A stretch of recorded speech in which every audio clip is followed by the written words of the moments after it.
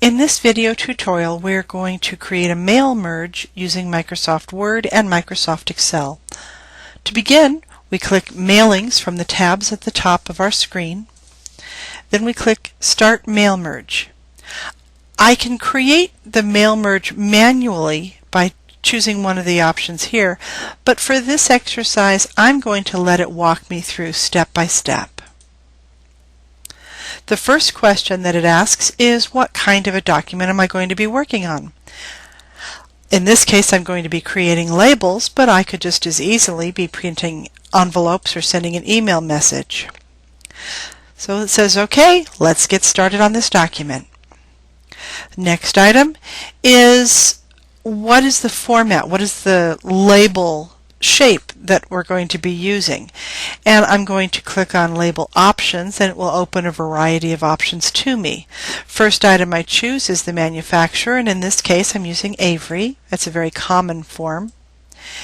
And I'm going to use 5263, but that's just one I happen to have grabbed. There's a variety available. You'd look on the side of your box to see what size fits with your needs. And click OK. Then our next step is to select recipients. And to do that, it asks if we're using an existing list, if we're going to be importing from Outlook, or if we're going to type a new list of people. Well, in this case, I'm going to use an existing list. I've already created the list of names and addresses in Excel. So I'm going to browse to find the file, and I know that it's on my desktop, so I can just find it, click on it, and click Open. The information that I have is only on the first sheet, and I've already set up the first row of data to have my column headers.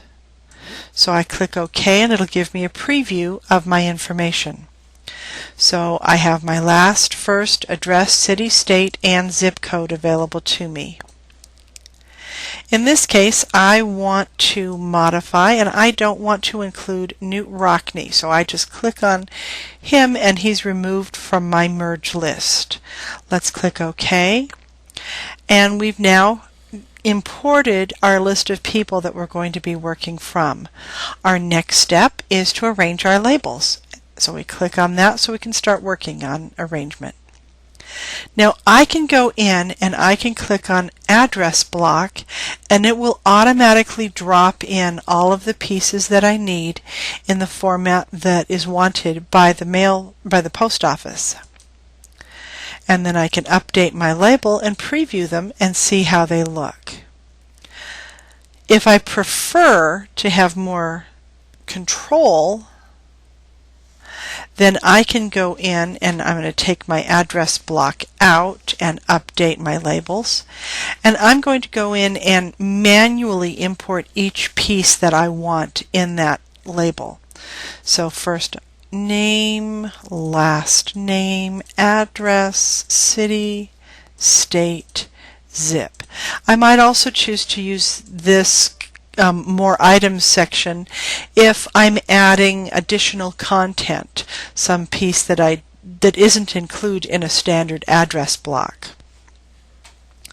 If I do this, then I have to manually adjust by putting spaces between first name and last name, putting the pieces on their associated line, adding spaces, etc., etc., so that it's laid out appropriately. This gives me the opportunity to customize the information that's presented. Right now, it's in Calibri size 11, and I want to make it size 12, and I want the first line to be bold.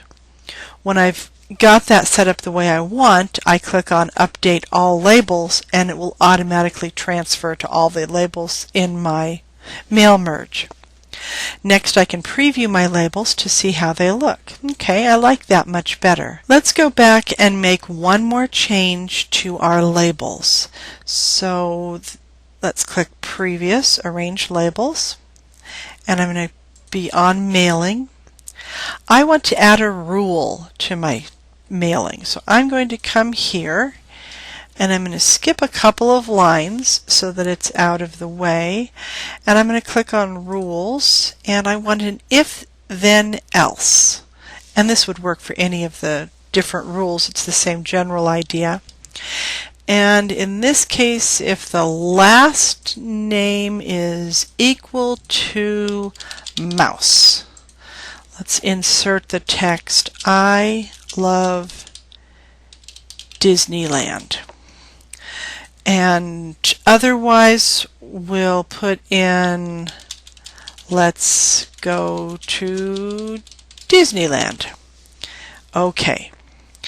I want that to be bold and italic.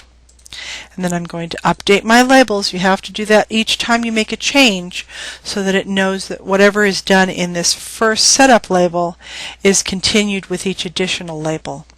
You can preview your labels, and I can see that Mickey Mouse has I love Disneyland and everyone else has Let's go to Disneyland.